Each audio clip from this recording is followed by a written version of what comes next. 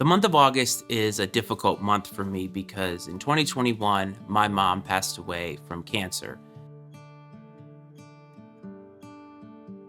She had cancer twice, and the second time she just could not overcome. In the time since then, my life has changed in so many ways.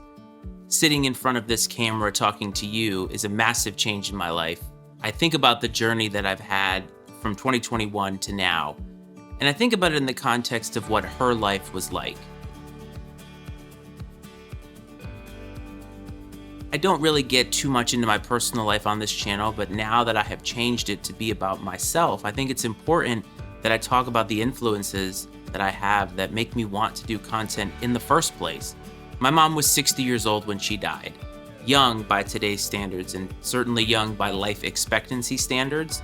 But what is unequivocally true about her is that she lived life on her terms, and she lived a very full life. Not a lot of people can say that when they pass away. Sure, they have great jobs, careers, families, but I think many times when people pass away, they feel massive regret over items that they didn't do, moments in their life that they didn't take advantage of.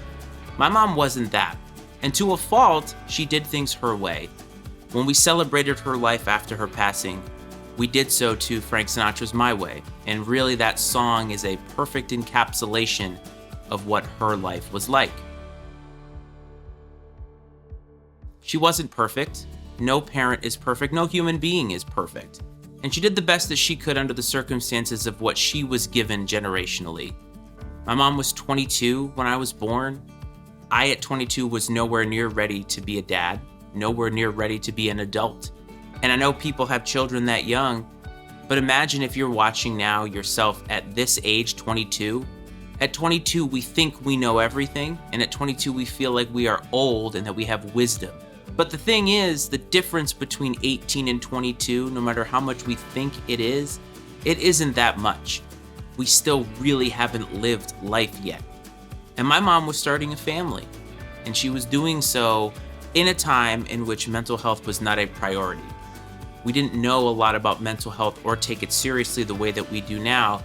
And one of the reasons that I'm such a big advocate for mental health care is because I think that it's very important that people take care of themselves, that they recognize generationally along the line they have been passed down these mental health traumas. We all have trauma in some way. My mom was not fortunate enough to get care until she was later in her life.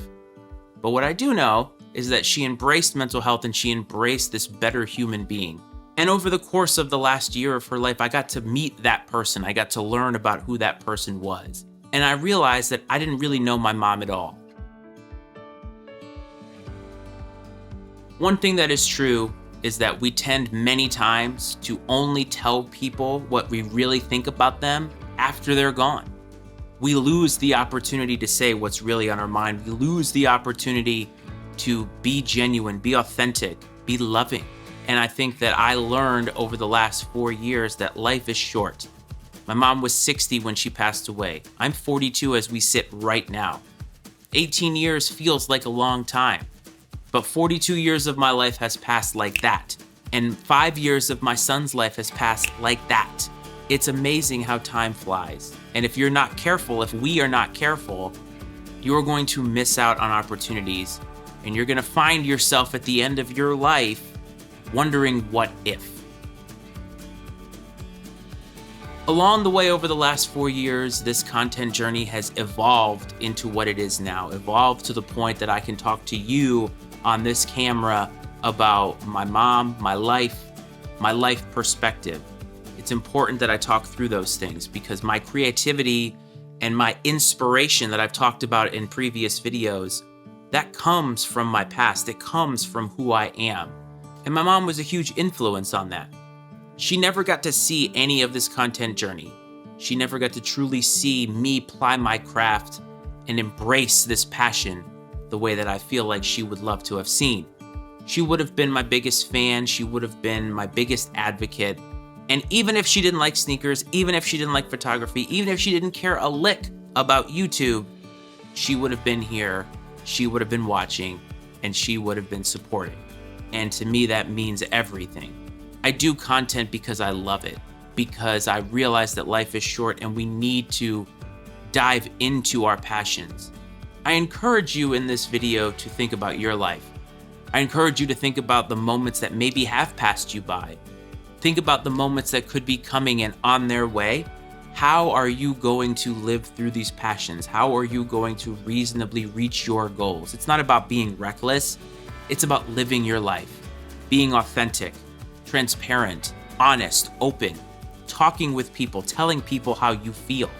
That's what's important in this life. If this channel achieves no other goals besides this, I hope just one of you sees this video, picks up the phone, tells somebody that they love them, decides to go in on that project they've always wanted to do, decides that it's time to change their life, and decides that it is time to take control of their life, to live it, experience it, embrace it. That's what this is all about. I wish for the best for all of you, and I hope this inspires every single one of you. But what I can tell you is that when I think about the last 4 years of my life, and I think about where I started on this journey and where I am now, the fact that I put a podcast or a YouTube video out there and one person sees it or hears it, that means everything to me. That's the goal. And I will continue to do this because it's meaningful, and I will continue to give back. I will continue to embrace life, embrace you, and I hope the same for you. I'll catch you in the next one.